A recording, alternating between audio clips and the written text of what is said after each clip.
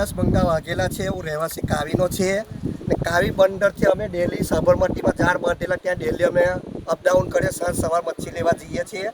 તો આજે વહેલી સવારે અમે બોટ છોડીને ગયા તો આ ઝાડમાં શિવલિંગ આવેલો હતો.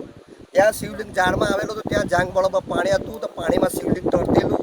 ત્યાર પછી 2 માણસે કાઢ્યું, સુકાઈ જાય, પાણી ખાલી થયા, ડેટ નીકળી જાય. પછી આ પછી 10 માણસથી બી હલતું હતું ના.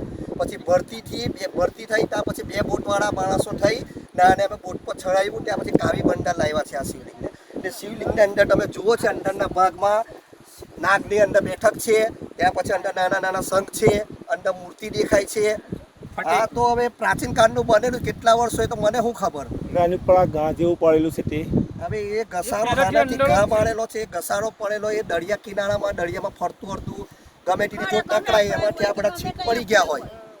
તમને શિવલિંગ જ લાગે તેમ ને? હા, 100% શિવલિંગ છે. અંદર મૂર્તિ ને કઈ હશે અંદર નાગ છે ને, નાગ પૂરો તમે સ્પષ્ટ દેખાય છે. જુઓ નાગ નીચે આખી નાગની બેઠક છે, અંદર મૂર્તિ દેખાય છે, શંખ અંદર છે.